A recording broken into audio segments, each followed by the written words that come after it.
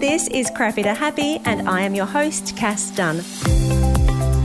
I'm a clinical and coaching psychologist and mindfulness meditation teacher, and of course, author of the Crappy to Happy books. In this show, I bring you conversations with interesting, inspiring, intelligent people who are experts in their field and who have something of value to share that will help you feel less crappy and more happy.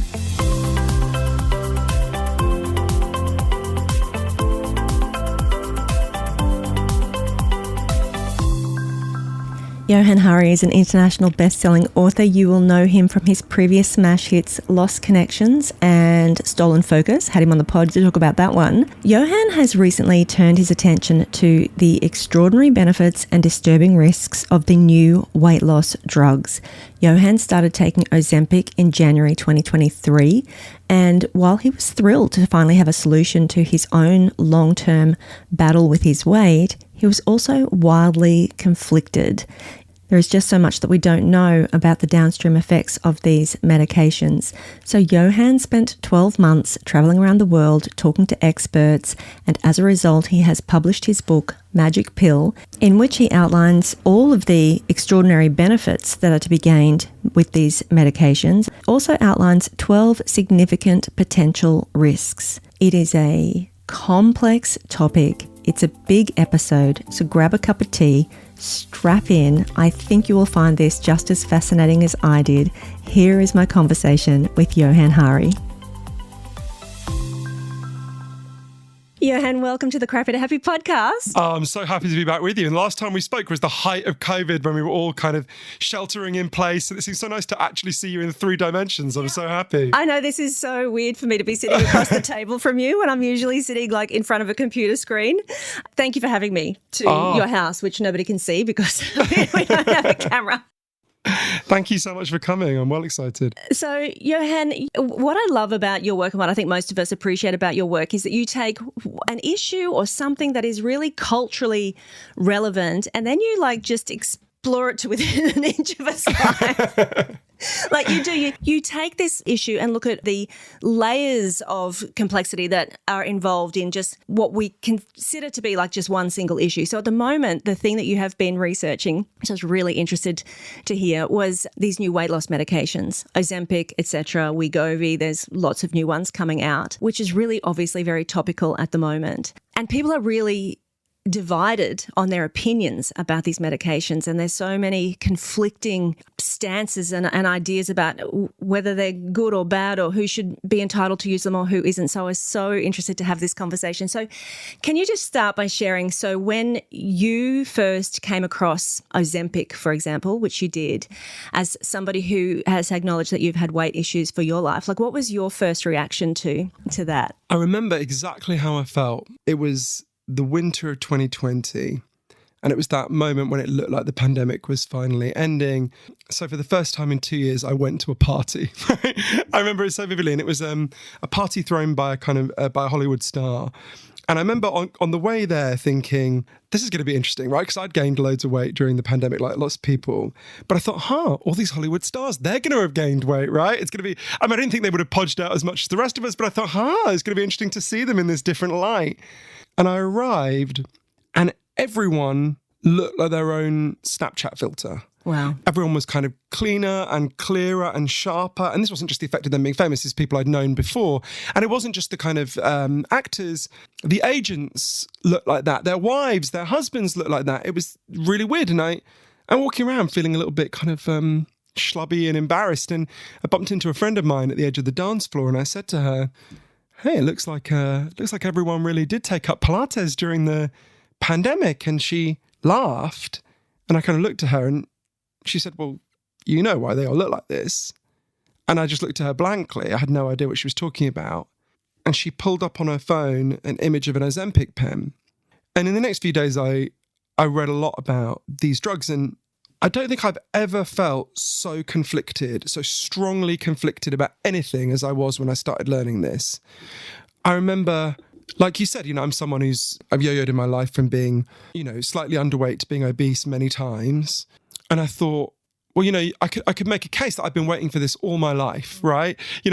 One of the low points in my life was Christmas Eve 2009 when it was lunchtime and I went to my local branch of KFC in East London, and I went in and I said my standard order, which was so disgusting I won't even repeat it. And the guy behind the counter said, "Oh, Johann, I'm really glad you're here."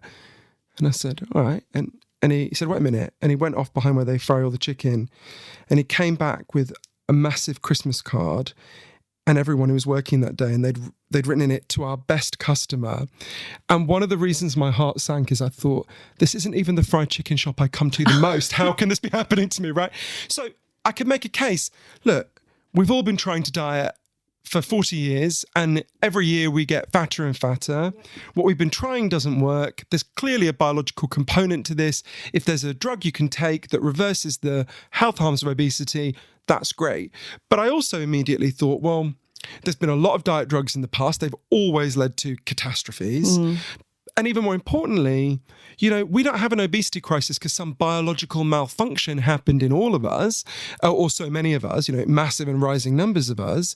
We've got an obesity crisis because the food industry screwed up the way we eat in really profound ways. Surely we need to solve the problem. So many of my books are about stop treating symptoms, deal with the actual causes of our problems. So I felt incredibly conflicted then, and I spent a year taking these drugs for reasons I'll explain, but I spent a year then traveling all over the world, interviewing the leading experts from Iceland to Minneapolis to Tokyo, the biggest critics of the drugs, the biggest proponents of the drugs.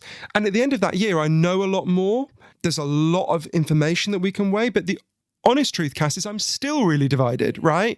And I think this is really complicated and difficult topic where we're going to have to think our way through it inch by inch, point by point, being very sensitive to the huge benefits of these drugs and the huge potential risks of these drugs. You're quite right. The point that you make that this is a drug that's been created to treat a problem that's been created by the food factory. What do you call it? Like fake food. Yeah. Even my daughter says to me when her friends come over, she says, "We don't have food in our fridge, Mum. We don't have food." And I said, "There's so much food." And she goes, "No, we don't have food. We have ingredients." And isn't that just the reverse of what you talk about in the book about how food is food, food is ingredients? This generation has grown up, like if you can't just take it out of a packet, and that's what we've all grown up with pretty much, if you can't just take it off the shelf and out of a packet and it's easy and convenient and cheap, then what are you even doing? Totally right. And it's one of the things that shocked me is how rapidly this change has happened. So if you think about obesity, right? I'm blanking on his name, the Australian Prime Minister who drowned in 1965. Harold Holt. It's a really interesting thing. Go and look at the archive footage of the beach that day, the day that he drowned, and look at just the random sampling of Australians who were on that beach that day. They're all, by our standards, thin, right? You look at it and it seems a little bit odd at first. Like, what was this, like a fashion models convention that was happening on the beach that day? No. If you look at the figures, so the year I was born, 1979, is basically the beginning of a massive transformation. The year I was born, 6% of British people were obese. It's now 27% and rising rapidly. Similar figures for Australia. It's not quite as bad, but very similar. The average American today is 23 pounds heavier than the average American in 1960. This is an enormously rapid transformation, unprecedented in human history. When my parents were kids, were teenagers, there were no overweight children at their schools. None, right? And now, I go to my nephews and nieces' schools and or my godchildren's schools, a huge proportion of the children are overweight or obese.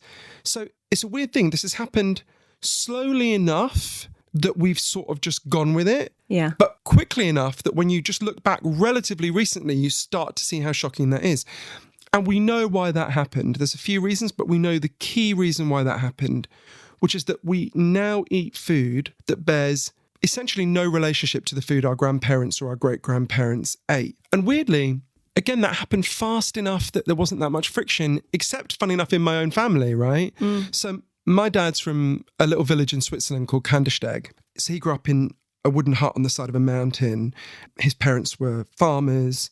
And in Kandersteg, when he was a kid, as everywhere in Switzerland and as pretty much everywhere in the world up to then, you ate fresh food all the time, right? You ate food that had recently been grown or recently killed if it was meat.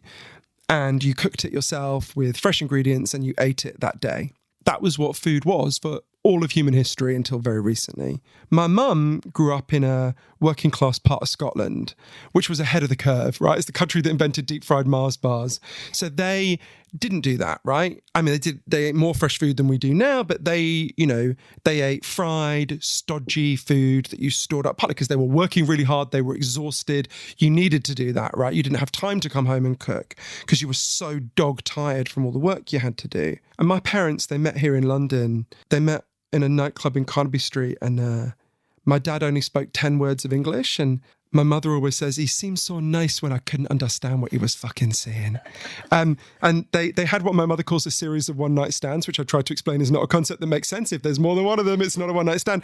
And she got pregnant, and they thought they had to get married, and then he learned English and it all went wrong. But throughout my childhood, one of the things they really fought over was food and what I ate. Because between the time I was born and the time I was 10, basically the entire diet of the Western world shifted from looking a lot like the diet my dad grew up eating to one that was a lot like the diet my mother grew up eating. So from fresh food that people prepared on the day to pre-processed, pre-packaged food.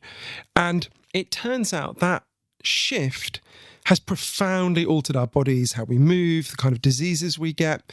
And I can talk more about the conflict within my own family, but there was an experiment that I learned about in writing my book, Magic Pill, that I think perfectly distills what that shift has done to us. There's a brilliant neuroscientist called Professor Paul Kenny, who's the head of neuroscience at Mount Sinai in New York. And when he was in his 20s, he moved to do his PhD from Dublin, where he's from, to San Diego in California. And quite quickly he clocked, Americans do not eat like Irish people, right? They seem to eat different kinds of food. They seem to eat much more. And he leaned into it. And quite quickly, he gained like 30 pounds. I think it was within 2 years he gained 30 pounds. And he noticed this American food seemed to make him feel very different. He was eating much more of it, and it seemed to affect him differently. He started to wonder, what does this food do to your brain? Does it change you? So he did an experiment, which I've nicknamed Cheesecake Park. That's not his name. Where what he did, he's got a group, it's a pretty simple experiment. He got a group of rats and he gave them an infinite supply or a huge supply of the kind of food that they evolved to eat, right? Just, pellets that's kind of whole foods, right? The equivalent of what my dad grew up eating. And he noticed you can give them a huge amount of that, but when you give them the food they grew up with, the food they evolved for, they'll eat enough of it that they're not hungry and then they'll stop, right? So they never made themselves obese. They could have carried on eating and eating and eating. There was a huge amount of it, but they didn't. They had a kind of nutritional wisdom when they were given the kind of food that they evolved to eat, and then they would stop when they were sated, when they'd had enough. Then he did an experiment, and he tweaks the experiment. He introduced the American diet. He gives them Snickers bars, he gives them fried bacon, and he gives them cheesecake. And suddenly they act very differently. Their nutritional wisdom disappears. With these foods, they would eat and eat and eat until they were hugely obese. And he said, literally within a couple of days, they were different animals. They were in their brains different. They were physically different. They started to show signs of all sorts of physical problems. And they seemed to be unable to stop eating this food or to regulate their eating around this food. Then he tweaked the experiment again. He took away all the junk food and put them back with a diet that was nothing but the food they evolved eating, the kind of healthy pellets. And he thought he knew what would happen. He thought what would happen is so now they're going to eat more of those pellets, and that will prove that this kind of junk food expands your diet and makes you want more. That is not what happened. Something much worse happened. Once they'd lost the junk food, once they only had the pellets, they refused to eat anything at all. It's like they had ceased to recognize the healthy food as food. They literally starved. Eventually, when they were literally starving to death, then they went back to eating the pellets, but they really resisted it. And I think that's what really happened to me, right? I'll never forget Paul, Professor Kelly, who said, ever since he did that experiment, he's never been able to eat cheesecake again. He partly has this mental picture. The rats would hurl themselves into the cheesecake and eat their way out, and they would come out just completely slicked with cheesecake all over their faces and their whiskers. And he's like, no, whenever anyone offers him any cheesecake, he's like, no thanks, right? And I think something very similar happened to me when I was a child. Something very similar has happened to huge numbers of people across our society. 78% of the calories that the average American child gets now comes from ultra-processed food, so food that is nothing like the food that our grandparents and great-grandparents ate. And as Gerald Mand, who's one of the leading nutritionists at Harvard, he's the guy who invented the food label that's on all food in the United States, said to me, there's something about the food we're eating that is profoundly undermining our ability to know when to stop. There will be people who argue, we know what we need to do. We need to go back to eating real food again. And that's a matter of willpower. So why can't people just stop eating the junk food and start eating the healthy food? But let's start with what is the effect of the weight loss medication? How is it proposed to reverse this if we've all been messed up and our hunger signals have all been messed up by the food we're eating? So the way it works, if you ate now, if you had a Kit Kat or anything, you would get, in your gut, you would get the release of a hormone called GLP-1. And GLP-1 is basically a natural signal in your body saying, stop eating now, Cass. You've had enough, right? But natural GLP-1 only stays in your system for less than 10 minutes and then it's washed away, right? But it's usually enough that you kind of go, oh, I want to stop now, right? What these drugs do, Ozempic, Wegovy, Mounjaro and others, there's additional mechanisms in some of the other drugs, but the core thing they do is they inject into your body a replica of that GLP-1 hormone. But instead of it being washed away in a few minutes, it stays in your system for a whole week, which means that when you start to eat, you very rapidly get the feeling that you're full and you don't want any more. So it hugely dials down your hunger. So I remember the second day I'm taking Ozempic. I remember the second day I took it, waking up and having this really weird sensation and lying there thinking, what am I feeling? And I could feel like mild nausea, which is a very common side effect, but that's not what I was trying to locate. And I suddenly realised, oh, I'm not hungry. I don't ever remember a day before that when I didn't wake up hungry. Wow. Right? When I wake up, I would usually wake up ravenous hungry. I'd often be woken up by my stomach grumbling, right? Wow. I thought, oh, I'm not hungry. And I went to the cafe just around the corner from here, run by a lovely Brazilian woman called Tatiana, and I ordered the thing that I always have for breakfast at the time and had for years, which was a big chicken mayo bread roll, right? She brought it over to me and I had 4 mouthfuls and I just couldn't eat anymore. I was full. Whereas normally I would eat that whole thing and I would still be a little bit hungry, but I would get through to lunchtime, right? Probably with a snack in between that and lunch.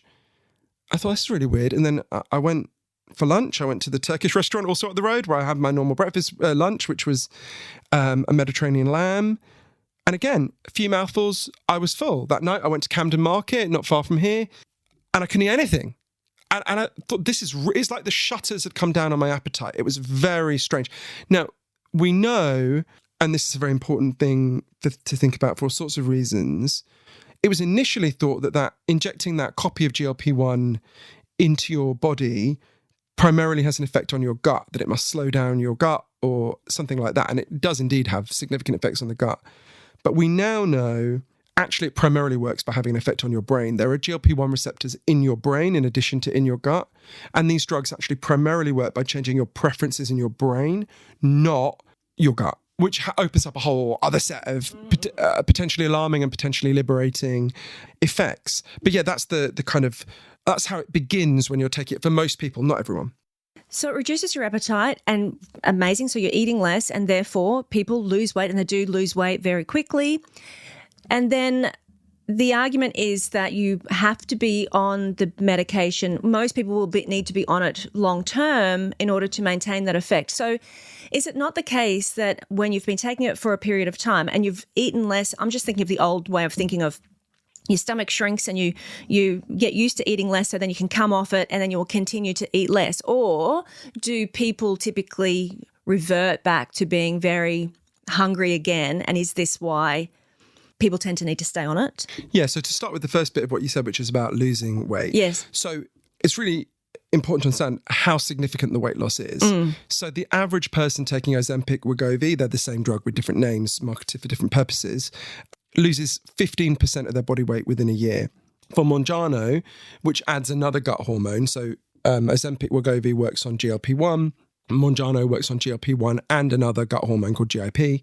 The average weight loss is 21% within a year. Wow. And the next drug coming down the line, Triple G, which is not available yet, the average weight loss is 24%, which is only a few points lower than bariatric surgery, right? So that is a staggering level of weight loss.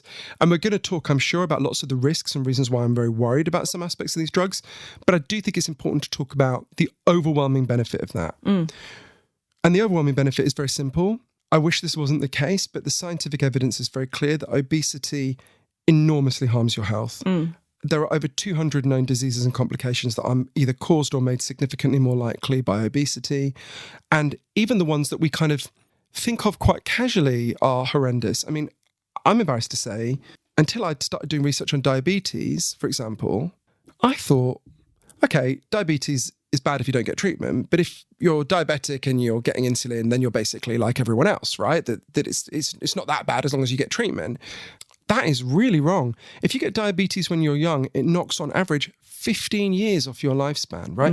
It's the single biggest cause of preventable blindness in our society. More people have to have a limb amputated in the United States every year because of diabetes than because of being shot.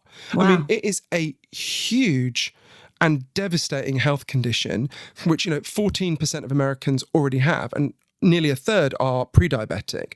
So we're talking about, and that's just one of the many, it makes you much more likely to develop cancer, dementia, heart attack, stroke, have knee problems, hip problems. I mean, the list is devastating. And what we know is when you reverse obesity, you massively reverse these risks. Now, reversing obesity has been extremely hard up to now. Yeah. The best comparison point we have is bariatric surgery, right? So obviously, and it's important to stress, people who get bariatric surgery are obviously severely obese, so bear that in mind when you think about these figures. But if you look at the improvement in people's health, and there are big drawbacks to bariatric surgery, but if you look at the improvement in people's health after bariatric surgery, it's kind of staggering. In the 7 years after you have bariatric surgery, you're 56% less likely to have a heart attack. You are 60% less likely to develop cancer. And you're 40% less likely to die of any cause at all, right? So what these drugs are doing is giving that benefit to you without the horrors of bariatric surgery, which are very invasive and very unpleasant. People might know about that. So there's a huge, I can feel how much healthier I am now I have reversed my obesity. My BMI went from over 30 to I think it's 23 at the moment. Wow. So I've lost a lot. I've lost 3 stone, right? But also my body weight decline has been incredible. My body weight was, I think, 32%, which is quite shocking. I mean, a whale is 35%, right? And it's gone down to 22%. So it's a huge, I've lost nothing but fat. Wow. So yeah, there are obvious, really significant benefits to that we need to weigh alongside the significant risks. Thing about weight is that there are so many reasons. Look, we talked about the food industry and the manufactured food and the impact that has. There are so many other reasons why people gain weight and struggle with their weight. People eat for all sorts of reasons besides nutrition, clearly. And you cover this in the book as well. Like, people eat for emotional reasons, but there is this persistent way of thinking in our society. Like, the argument is valid. Obesity is a health crisis. It's a really significant health crisis, and this medication to reverse that's amazing. There is this persistent view in society that it's an individual issue, it's a willpower issue. So why do you need to take this medication? This isn't me talking. This is this is what's out there. This is what you see people saying on the internet. Well, why can't you just get some willpower about you? Like, why can't you just make different decisions? What's your answer to those people? Those people aren't wrong, but they're only seeing a small part of the picture, right? Willpower is real, and willpower can lead to weight loss. But the way I started to understand it, that was the dialogue I had in my own head, right? So I really understand where it comes from. Whenever I gained weight, I'd just go to myself, "Oh, you fat prick, just eat less. What's wrong with you?" And I would have periods where I exerted my willpower and I ate significantly less and I lost weight, right? And then it would always break. And I only really began to understand this when I went to interview one of the leading experts on diet in the world, an amazing woman called Professor Tracy Mann at the University of Minnesota. I interviewed her in Minneapolis. I interviewed her in a bakery where they literally, when I came in, they said, "Have you been here before?" I said, "No." They said, "Oh, we'll give you a free cinnamon bun then." There was this massive iced cinnamon bun that must have had like 1,000 calories in it at least. And Professor Mann has been researching this for a long time. When she started researching the effects of diets in the year 2000, she noticed this slightly weird thing. So there is no dispute that if you run a calorie deficit, if you burn more calories than you eat, you will lose weight, right? No one can dispute that unless they're disputing the laws of physics, right? And she would look at the studies, success in diets, and the scientific evidence at the time showed diets really work. If you look at diets, you follow people for 3 or 6 months, lots of people, not everyone, but lots of people lose lots of weight. But she also knew lots of people who'd been on diets and it had not worked. And she was kind of puzzled because she'd kind of go, well, these studies, they seem to act like, so you lose weight for 3 months or 6 months, and then the story ends and you stay at that lower level forever, right? But she's like, well, that doesn't seem to match the experience of most people I know. So she looked at that time, there was only a very small number of studies, I think it was 24, that had looked at the effects of diets, not 3 months out or 6 months out, but 2 years out, or in a handful of cases, 5 years out. And what she found is over the longer term, the diets almost always failed. Not invariably, but it was a very small number who succeeded. The average person 2 years after starting a diet weighs 2 pounds less than they did at the start. So it's not nothing, but that's a really, really small effect. I think it was a small minority for whom there was a bigger effect, but it was tiny, right? She started thinking, well, why would this be? And I spoke to a lot of experts about this. And the way they explained it to me, and the science for this is really solid. If you go back to the 60s and the 70s, scientists thought they understood what determined any individual's weight. They thought that when you were born, you had something called a biological set point, a kind of amount of body fat that your body wanted you to carry. And, you could go a little bit above or below it, depending on circumstances. But basically, your weight was kind of fixed from when you were born, right? A way of thinking about it by analogy is with temperature, right? So your body, everyone listening, your body wants you to be a particular temperature, whatever it is, 39 degrees centigrade, whatever it is, right? Yeah. And if you go above that, your body will work really hard to bring you down. It'll sweat, it'll make you really, really want shade. And that's completely involuntary, right? Your body does that without your conscious mind having to do it. Or if you get below that temperature, if you're really cold, it'll make you shiver, which warms your body up. So your body really will fight very hard to keep you at a temperature set point. And then the obesity crisis comes along, and the idea of obesity, a kind of body weight set point, just kind of falls apart, because they were like, well, it doesn't make any sense anymore. If so many people are getting so much more overweight, it can't be there's a set point. But then they realized what was actually happening, according to many scientists, not all of them agree, but there's a broad agreement on this, is that actually your body has an expanding set point. So let's say that you now gained 3 stone, right? Your body set point would rise. It would try to keep you at that higher weight, right? It would try to hold you. It would try to keep you at 3 stone heavier than you are now. And if you tried to come below that, and you could exert your willpower and it would have some effect, your body would fight really hard to bring you back up. It would slow down your metabolism. It would make you crave sweet, fatty foods. It would change your hormonal balance. It would make you more tired when you contemplated exercise.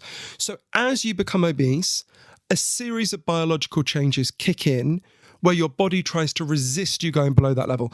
As Dr. Giles Yeo, who's one of the leading obesity researchers at Cambridge University, put it to me, your brain hates it when you lose weight and it will fight really hard against it. And I remember when I was told that, thinking, well, how could that be? Why would that be? That would be such a bizarre biological maladaptation, because obesity harms health.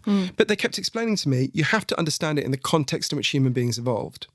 In the context where human beings evolved, in fact, in every human context until 40 years ago, 50 years ago, there was never a situation where the danger was that you would for your whole life have far more calories to consume than was good for you, right? That would never happen, right? There might be small pockets where you'd have a surplus, but they would go away quite quickly, right?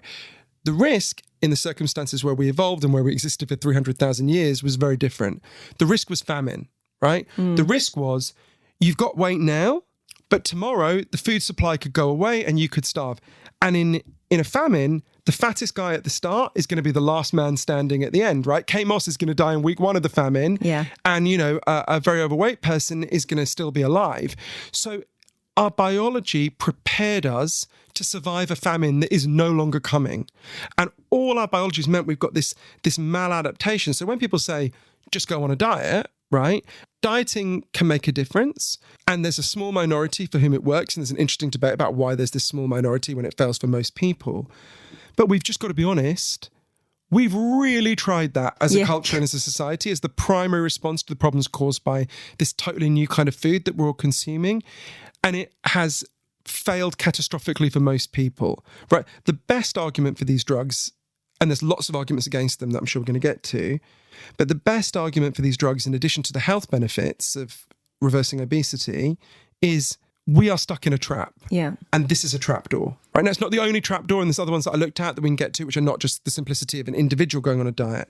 But yet, if the answer was go on a diet, we wouldn't be in this crisis, because I doubt there's a single overweight or obese person who hasn't been on a diet. And the way I began to think about willpower is willpower is definitely real, right? Willpower is like an umbrella in a really bad storm, right?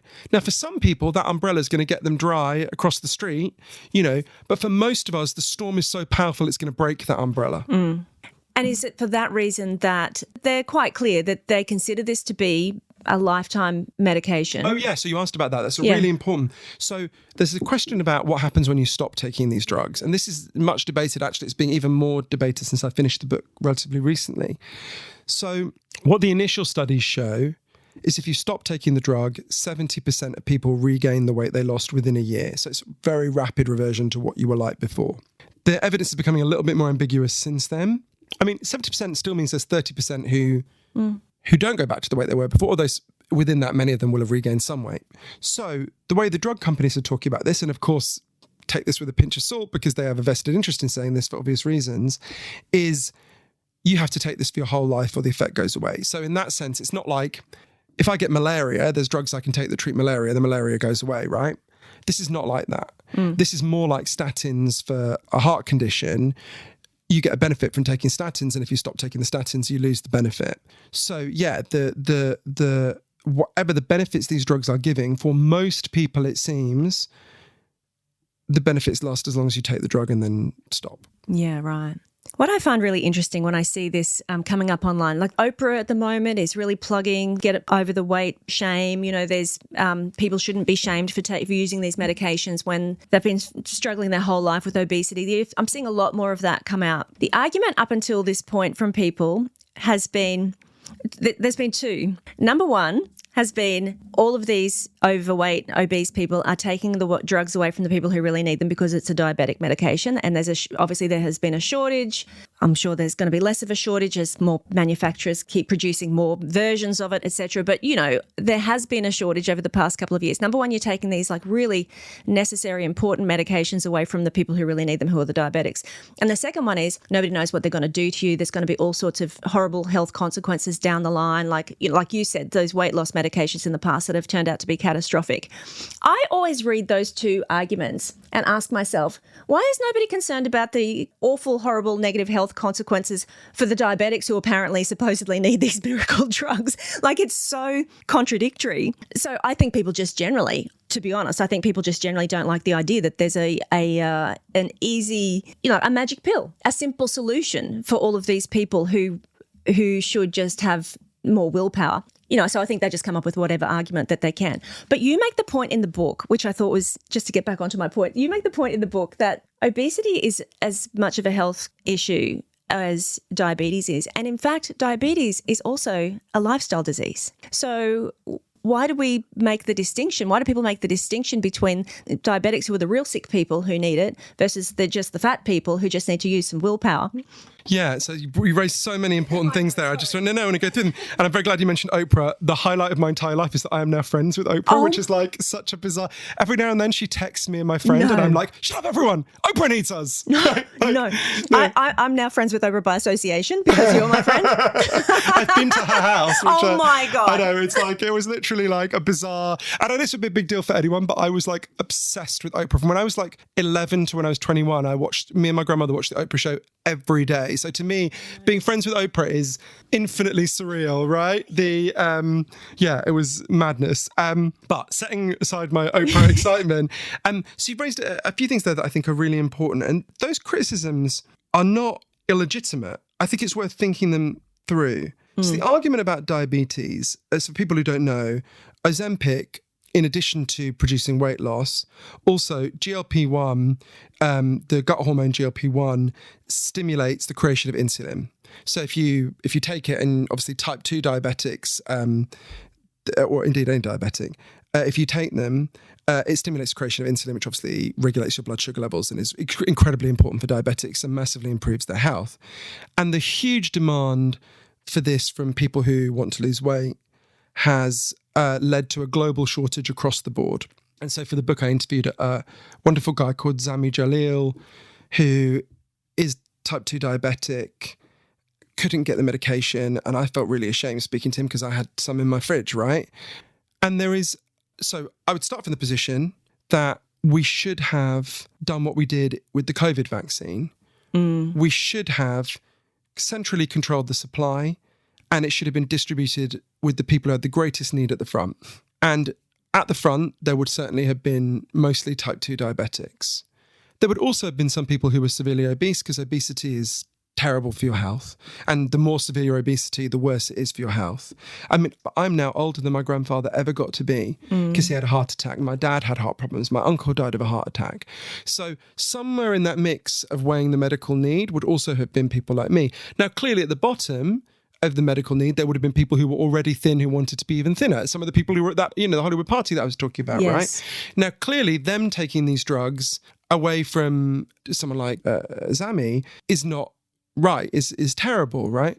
But I think you're right that there's a charged nature to that kind of accusation, which I think is partly about the thing that it appears to be about diabetics, but I think there's a deeper thing going on, which is, and not for everyone, I don't want to overstate it, but I think there are these, and I know this because it affected how I felt about myself taking these drugs. I think there are these much deeper tectonic ways of thinking about fatness and obesity that are really leaching out when we talk about these drugs. So one of them is, I really felt like I was cheating when I was taking these drugs, right? Like that, I felt like I was the equivalent of Lance Armstrong, right?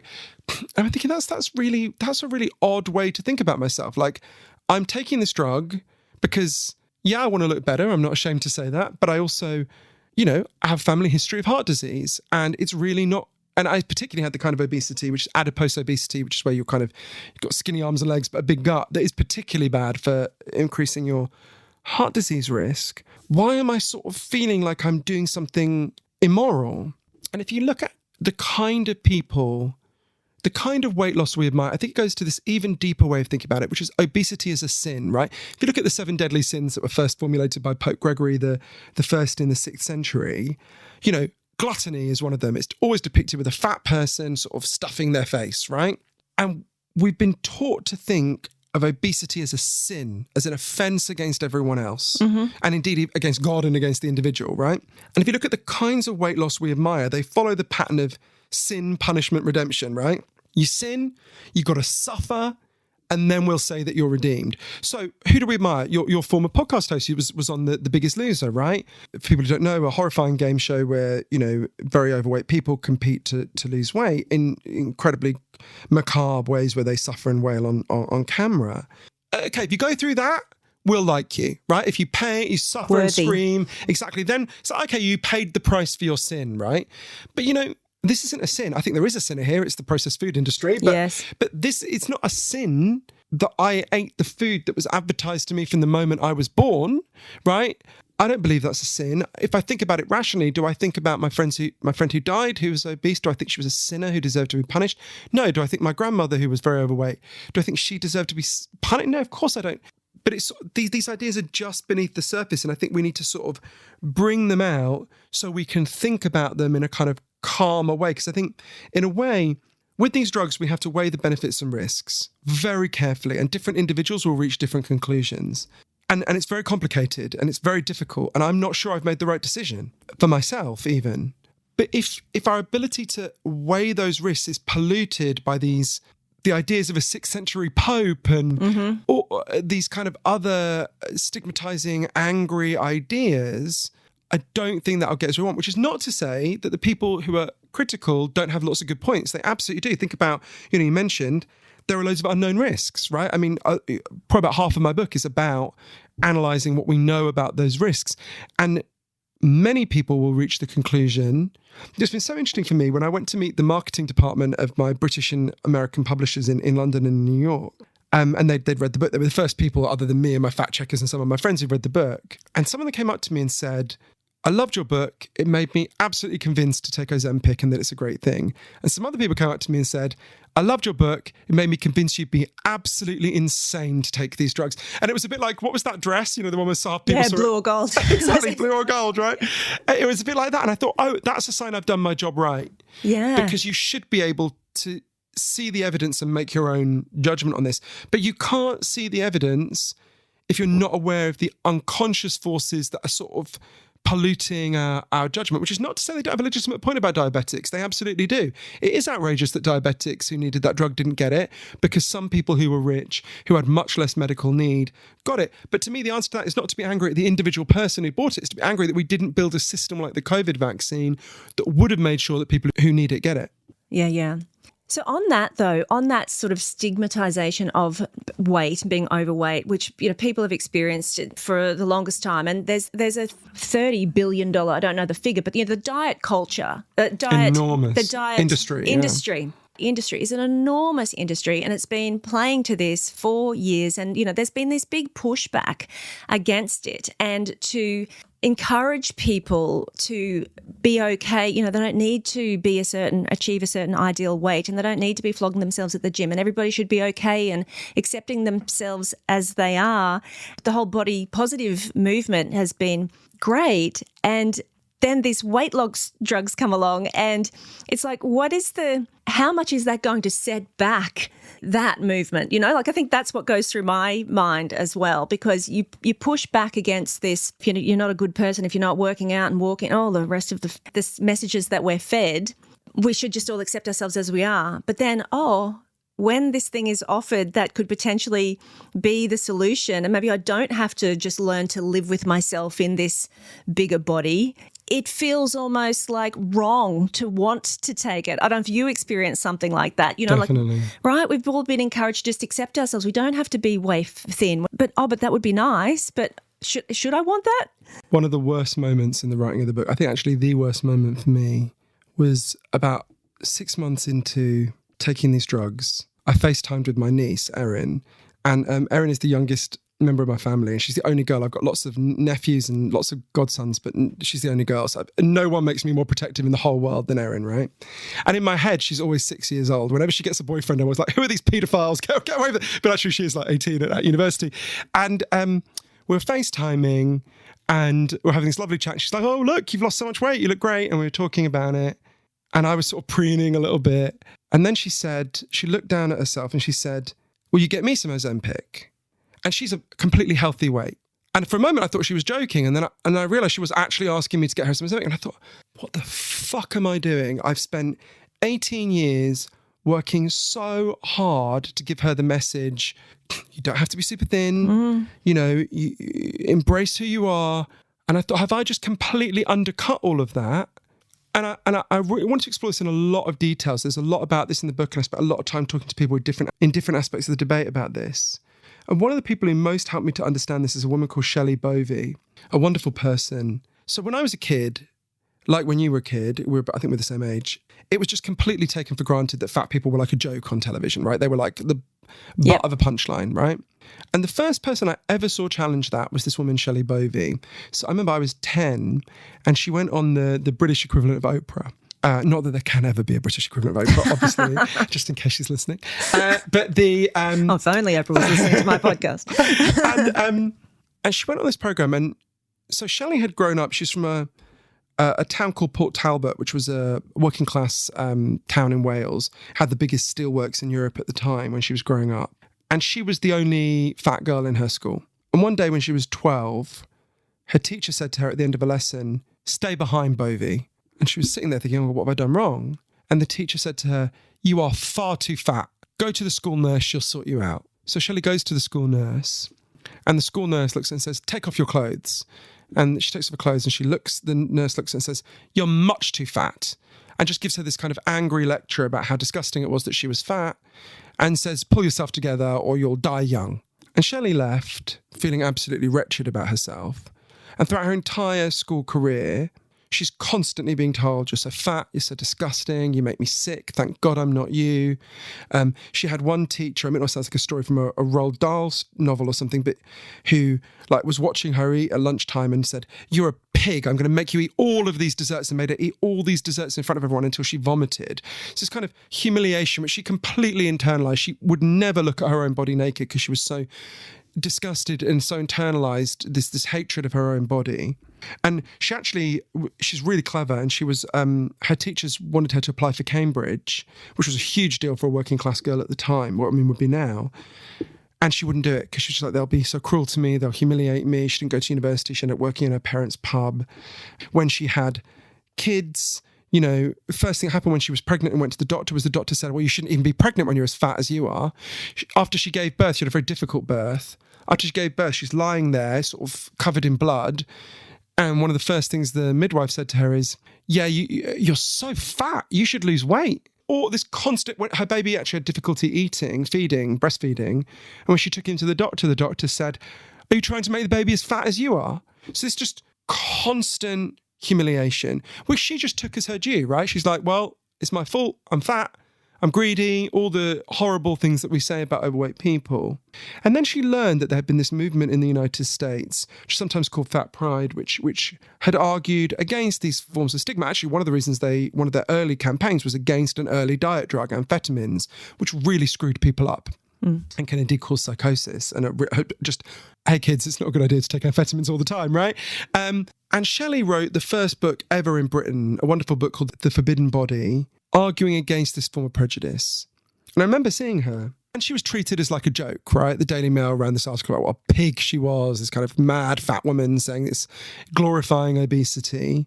And Shelley became this incredibly articulate and thoughtful opponent of stigma and the leading figure, the most well-known figure in Britain in this fight. And she really fought against the shaming and was very good at it. And then something happened to Shelley that it was difficult for her to think about. So by the time she was 50, she weighed 19.5 stone and she was losing the ability to walk. And she went to Center Parcs, a theme park, with her family, and she couldn't walk anywhere. She had to be pushed in a wheelchair, and even though her daughter was a personal trainer, she couldn't get up. It was very humiliating. And she was having heart problems. And a young woman to be losing the ability to walk and have heart problems. And she had to think about this very difficult question, which was, I'm passionately opposed to the stigma that is directed towards obese people. But there's another thing going on here, which is the physical effects of obesity. Yeah. Now, stigma makes those problems worse. The body positivity people are absolutely right about that and go into more detail about why, but they're 100% right about that. Firstly, stigma is just a form of cruelty and meanness and bullying. But secondly, it actually makes the problem worse. If you insult and terrorize overweight people, they eat more to comfort themselves. 45% of women with a BMI higher than 35 get insulted every single day, like Shelley was, right? But Shelley had to explore, irrespective of the debate about stigma, even if we got rid of all the stigma in the world, it would still make me much more likely to become diabetic, to develop cancer, to develop dementia. And she really struggled with this. And within the body positivity movement, at the time, there was a newsletter that they had called Fat News. And she and other people wanted to write about the struggles of living with diabetes. And the Fat Newsletter was like, no, this is about celebrating and challenging stigma. That's deepening stigma. And even then, Shelley was like, but surely we have to do two things. We have to challenge the stigma that harms our minds and our souls. And we have to challenge, if we possibly can, and it was very hard to do at the time, challenge the obesity that harms our bodies. They're both forms of self-love. She said it's not either or, it's both and. Now, there are very cruel ways of encouraging overweight people. There's something called concern trolling, where you appear to be worried about their health, but you're actually using it as another excuse to bully and terrorize people. And there's a lot of that. But as Shelley says, there's concern trolling and then there's actual concern, right? And Shelley was one of the minority of people who was able to lose a huge amount of weight by dieting, right? A small minority. Wow. She always stressed that she was in a small minority, but she lost 7 stone by dieting. Wow. And kept it off. She had that sort of dilemma in the more than 20 years ago, and she's kept it off. I spent a lot of time with her and became friends with her. But I think Shelley is right that where we can, we should do both. We should challenge stigma, and if we can, we should help people reverse the health harms that are caused to them by obesity. Now, there are some people in the body positivity movement who I have a lot of sympathy for, and I understand where it comes from, and it comes from a lifetime of soaking up the most vile abuse, who argue that presenting the evidence, the overwhelming medical consensus around the harms caused by obesity, which is as overwhelming as the evidence that greenhouse gas emissions cause climate change or that vaccines work, they argue that putting forward that evidence is itself a form of stigma, and they have tried to dispute some of the science around that. And I did look into that with an open mind and a lot of detail, like Shelley did. And I'm afraid the sciences just couldn't be more clear about this, right? Of course, there are some overweight people who remain healthy, just like my mother smokes 70 cigarettes a day and there she's alive and well at 78. But the odds are rigged against you, right? So I want to communicate that as delicately as I can and with a huge amount of love and sympathy and with a desire to protect people and an awareness that will be really upsetting and painful and challenging to hear. And I know it is, because it is for a lot of my relatives, and it was difficult for me to hear.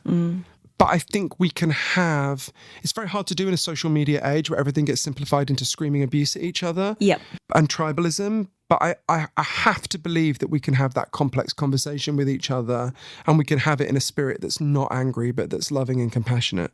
Yeah.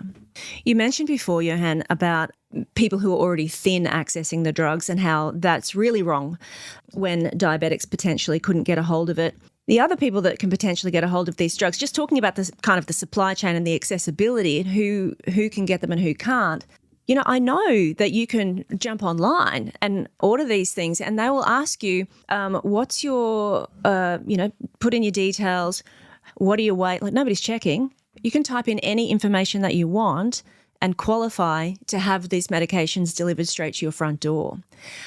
So, you know, the other group of people, not just the thin people who want to be thinner, but what about the people who at the other end of that extreme, who potentially eating disordered people, anorexic people, potentially having access to these medications? And, you know, what are your thoughts about that and what we need to do to be controlling who's prescribing and who's monitoring that? Yeah, this isn't a potential problem. This is happening. So is it? In the book, I go through these 12 risks that are associated with these drugs. And this is one of the two that most worries me.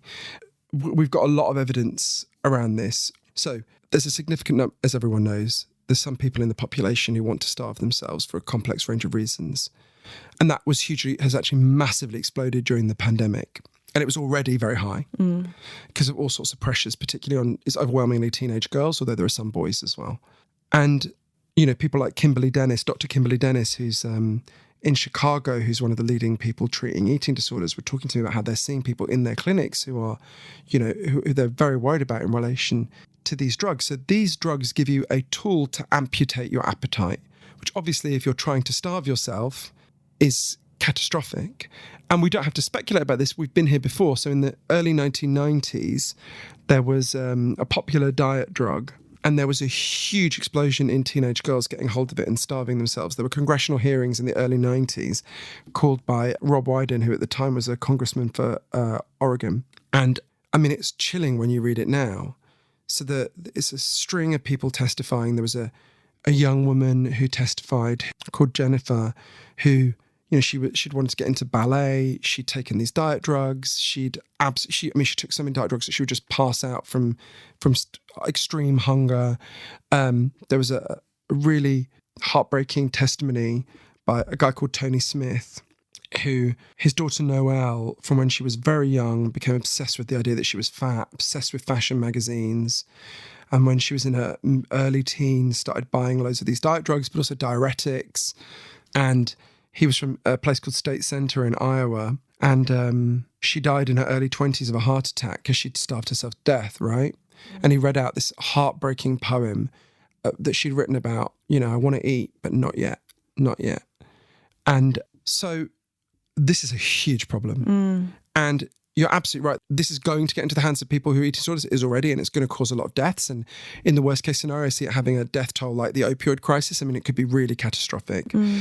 There's something we should do immediately to limit that. It won't eliminate that risk, but it will limit that risk, which is these drugs should only be prescribed in person, never on Zoom, and they should only be prescribed by doctors who have an expertise in spotting eating disorders and can refer you for treatment for eating disorders. Now, there's a whole other debate about whether they will, or a parallel debate, about whether it will cause eating disorders. We don't know much about that yet. I suspect it will in some people. But absolutely, we should be doing that to protect the most vulnerable people, because we've already got staggeringly high deaths from anorexia and bulimia, and rising even before these drugs came along. So yeah, we should be absolutely urgently doing that.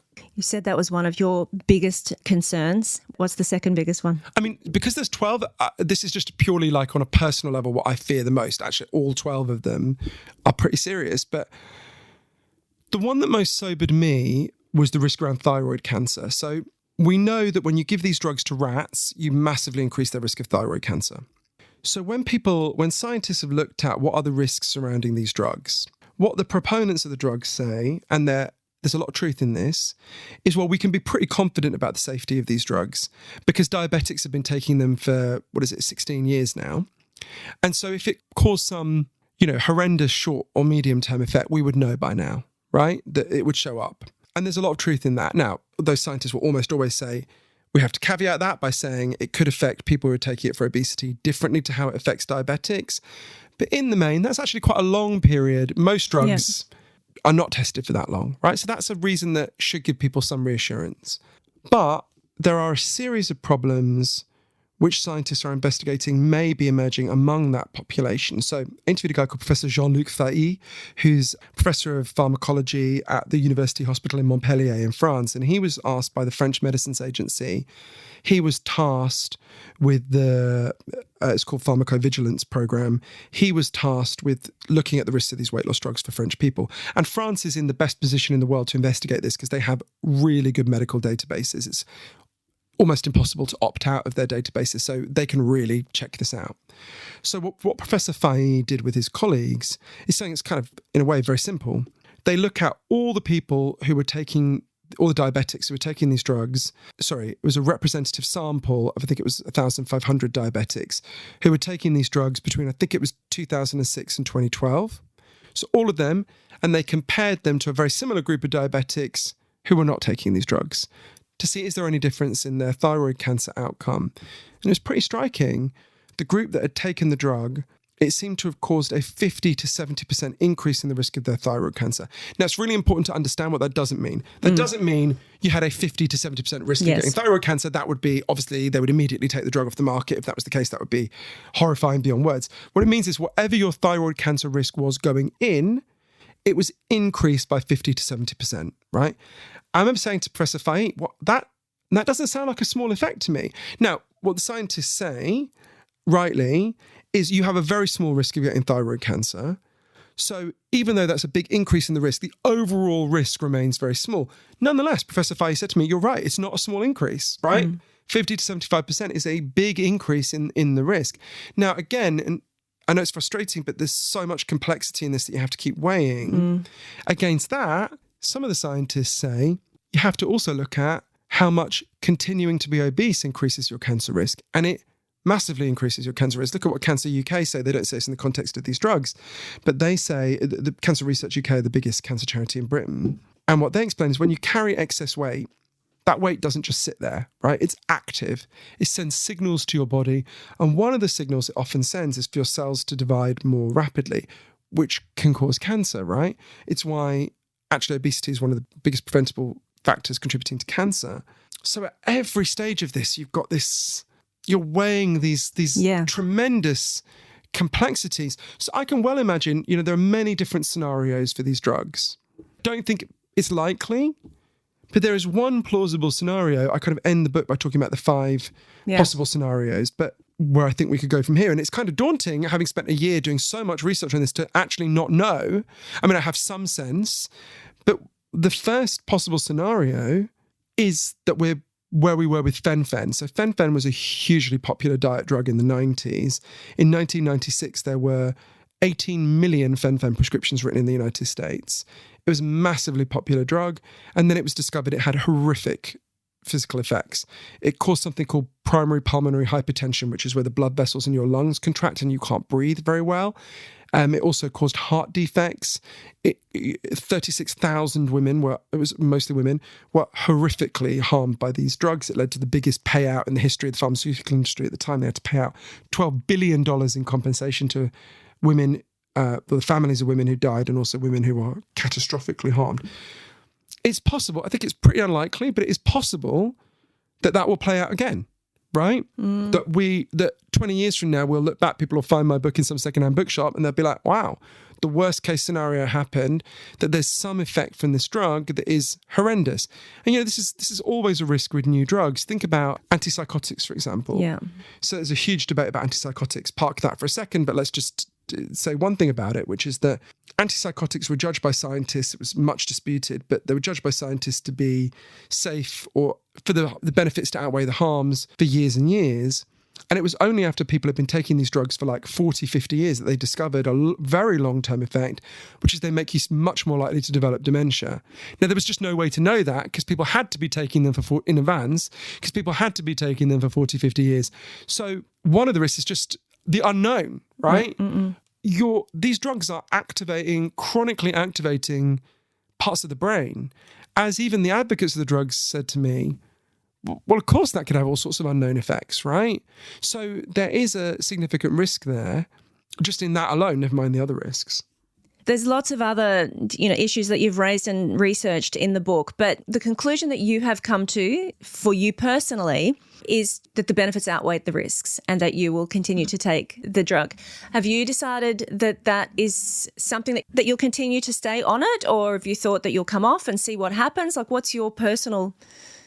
For me, and this is very much a personal decision, and, different people with the exact health profile of me might look at these risks and weigh them differently. Different people have different appetites for risk and different budgets, right? I'm in the very lucky position that my books have sold well, so I can afford this, right? Lots of people listening, I'll be like, well, screw you. There's all these benefits and I can't afford them, which is why I'm very strongly in favour of healthcare systems providing them to people who need them.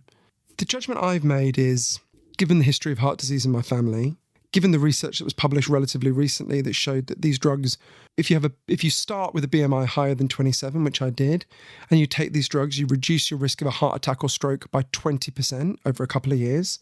For me, that benefit and I don't have a history of thyroid cancer in my family, and I'm obviously not trying to get pregnant, and I'm relatively young. I mean, I don't know if I can still count as relatively young, but I'm relatively young in some senses, so I'm not worried about losing muscle mass. If you're older, these drugs tend to make you lose muscle mass, as any form of weight loss does.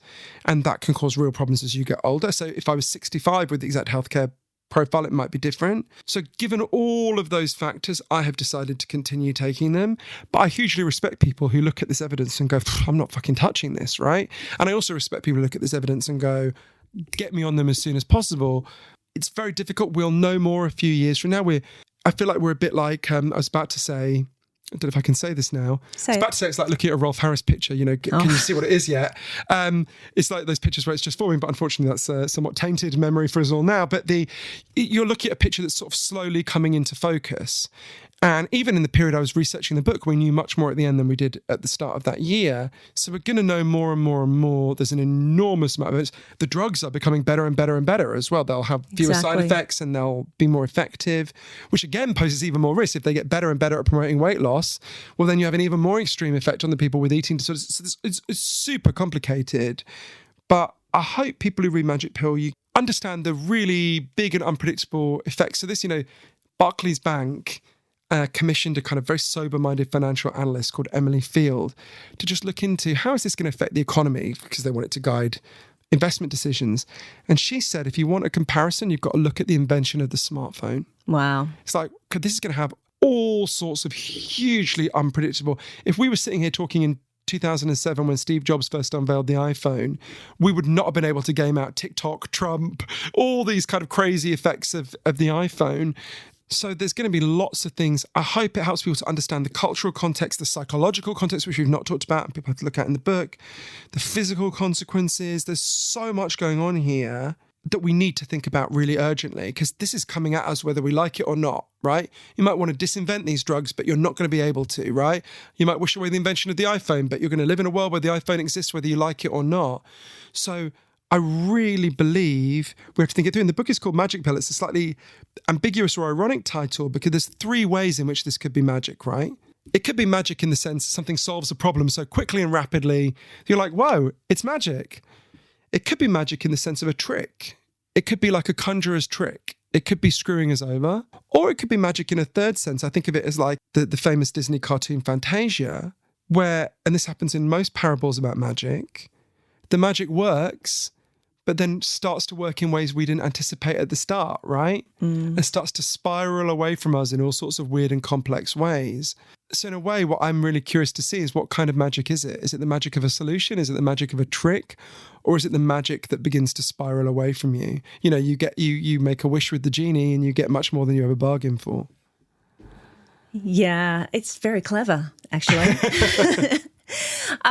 Johann, what you said is true, though. They're coming. There's more. They're being improved. They're going to get cheaper. Like you talk about the cost prohibitiveness of those drugs now, but they're only going to get cheaper and more accessible. So, I think it's really important. It only costs about $40 a month to make these drugs. I read that. It's that. Obviously, the rest of it is enormous amounts of profits going to Novo Nordisk and Eli Lilly, the companies who make it. And now what they argue, and I think there's some reason in this, but they take it too far, is, look, we spent an absolute fortune developing these drugs. They wouldn't exist without us, so we should profit from them. I would say it's absolutely true. We want to incentivize companies to make drugs. I mean, do they need $200 billion? Do they need to be the most profitable company in the whole of Europe? Probably not. So I think what we should be doing, in terms of the price coming down, and the price will come down one way or another in the medium term, because in 2032, the patent passes for Ozempic. So at the very least in 2032, which seems a long way away, but it's not that far. It's only 8 years away, which seems really weird to me because I can remember when it was 1987. But anyway, in 2032, the patent passes. At that point, you'll be able to manufacture cheap versions that are $40. And by then, it will overwhelmingly be a pill. So you'll be talking about buying a daily pill for $40 a month that can cut your weight by 20%. I think that's going to be a very appealing prospect to a lot of people. And if we don't see these catastrophic effects that I'm worried about. So it's partly that. But in the medium term, you know, we're talking in Britain, it's possible the British National Health Service could bulk buy. You could have a similar situation with Australian medical providers. It's possible this will lead to some regulation in the United States around drug buying, or it's possible that the drug companies will just decide to compete based on, we want to reach the biggest possible audience for a lower prices, and they'll start, because there's now more than one company that has these drugs or drugs with these effects. It's possible they'll start to compete on price and we'll see the price come down that way. So yeah, I think there's a range of options where the price is going to come down. At the moment, it's, you know, it's very expensive, right? Yeah.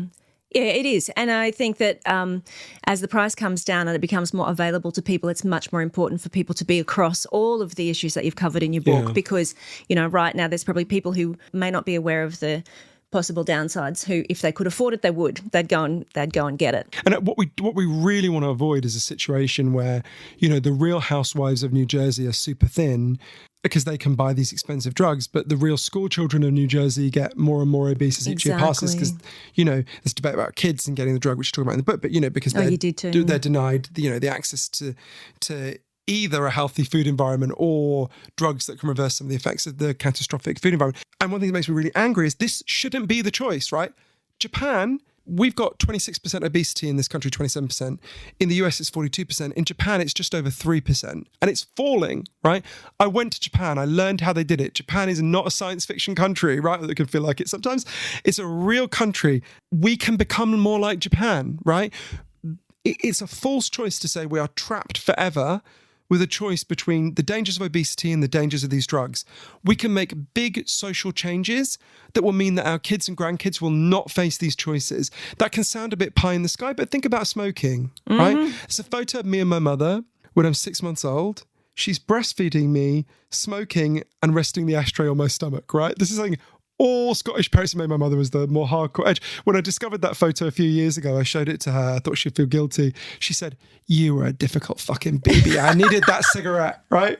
But you think about that. When we were kids, people smoked everywhere. They smoked on the train, they smoked on the plane, they smoked on game shows. You would go to the doctor and the doctor would smoke while he was examining you. I remember this happening, right? Yep. It's funny, I remember my mother's a chronic chain smoker. We had a terrible catastrophe here in London where the underground station King's Cross, someone put out a cigarette at the bottom of an escalator and it caused a fire and about 70 people died. And I happened to be with my mother when it was the anniversary a few years ago, and someone on the radio mentioned, you know, the King's Cross fire. And she said, "That was the worst day of my life." And I said, "Oh, did we know someone who died?" She said, "No, that's the day they banned smoking on the tube." But you think about the scale of that transformation, right? okay, there's an issue about vaping, which is a separate thing. Yeah, but almost none of my nephew's friends, my godchildren's friends, my niece's friends smoke cigarettes, right? Almost none. In fact, in Britain, we're about to literally start legally phasing it out. I would not have conceived that was possible in 1987, right? It's true. It would have seemed ludicrous. So big social changes that boost public health can happen. They can happen relatively quickly. We're not that old, right? So that should be, irrespective of what you think about the drugs, we should all unite to fix the environment. And I go through how we can do that. And I went to loads of countries that had done it, from Mexico to the Netherlands to, the parts of some small parts of the United States. We absolutely can do that. Finland, not that that's part of the United States, I said that as if it was. We absolutely can deal with that. And then we get out of this terrible bind.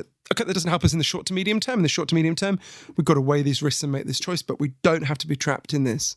I was just reading the Japan chapter in your book on the way over here, actually, and I was really surprised to read that change in the way that they eat is so recent.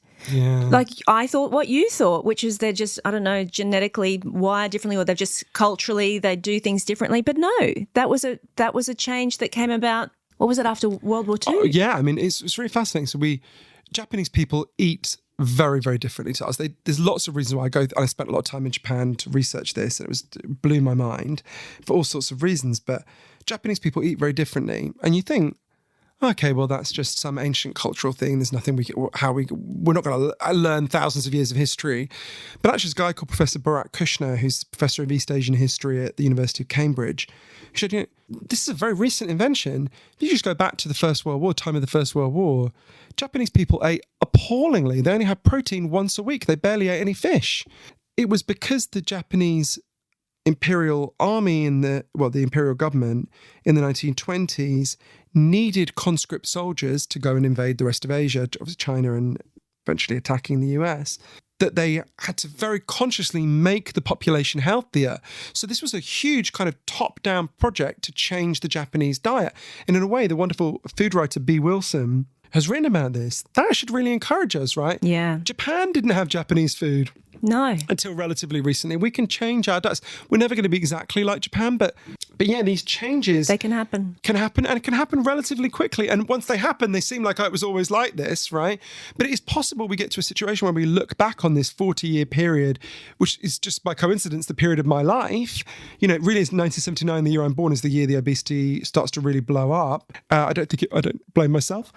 So I feel like Damien from The Omen, like I get bored, it's like, ooh, ooh. And I think about that, I felt like such a failure when I gained weight. I was an entirely typical product of my times. Yes. Right? And there's something reassuring about that. Oprah's talking a lot at the moment about lifting shame, and part of it is to say, you're not so strange. No. You're like everyone else. Yeah, exactly. The other thing that I saw today, which I thought was very wise, was it was actually on TikTok, and it was, I don't use Ozempic, but I invest in it. Right at the start. Right. Loads of people said to me. I thought, good point. Go and buy the stock. Novo Nordisk. I mean, if you look at, there's two things I really, I'm not a financial person at all. I'm like the worst. I know nothing about finances anyway. I'm terrible at it. But before my book about attention problems came out, in my book I talk a lot about this thing called a K-safe, which is a plastic safe you can lock your phone away. Their shares blew up after my book came out. And it's like, damn it, I should have invested. But I don't know, maybe that would give me a conflict of interest. But also with Ozempic, right at the start, a good friend of mine, I started talking about it just after that party, literally in the week after that party. She's literally, well, I'm going online and buying Novo Nordisk stock. And I was like, smart. Seems a bit premature to me, Deb. I don't know, right? What a fool I was. It's like octupled in value since she did that. So I'm like, I want commission on this one, right? One of the comments on that TikTok was, what I heard was, if you're seeing it online, if you're seeing that advice online, you've already missed the boat. Well, and also look at it the other way. This is one of the things that's so fascinating to me. If you want to game out the effects of these drugs, look at what's happening to shares the other way. Krispy Kreme donuts, their shares are massively down. There's a company, a kind of market dominant company, I forget their name, who manufacture the hinges for hip and knee replacements. Their stock is right down because fewer people are going to need knee and hip replacements relatively soon. There's a company, Jefferies Financial, who did a report that advised airlines, your stocks are going to go up because you're going to have to spend much less money on jet fuel because it costs much less money to fly thinner people, right? So you think about, I'm fascinated by how this is going to game out. The ripple effect. Yeah, it's fascinating. It's totally fascinating. And we're going to see much more of that. Even like jewelers. Jewelers have seen a huge, in the US, in New York and LA in particular, there's this thing called Ozempic finger. When you take Ozempic, your finger shrinks. So loads of people are having to have their wedding rings resized because their fingers are so much thinner, right? Who'd have gamed that one out? So we're going to see all sorts of weird and unpredictable things, good and bad. It's like Perspex glass before COVID. Damn it, I wish I invested. Johann, this has been a fascinating conversation as always. Joy. Thank you so much. It has been a pleasure. I love talking to you, Cass. It's always a joy. And I meant to say on my publishers Taser Me that anyone who wants to know where to get the book, the ebook, the audiobook, you can basically get them anywhere. But if you go to my website, it's johannhari.com, and you can see where to get them and all my other books as well. I'll put a link to Johann's website in the show notes. If you enjoyed the episode, please think about leaving us a 5-star rating and review. Hit me up in the DMs on Instagram, _XO. Tell me what you think. I'd be really interested to know. Obviously, if you enjoyed the episode, if you think somebody else would enjoy it, feel free to pass it along. It helps us to get more listeners. As always, appreciate you so much. Thank you for being here. Can't wait to catch you next week on another episode of Crabby the Happy.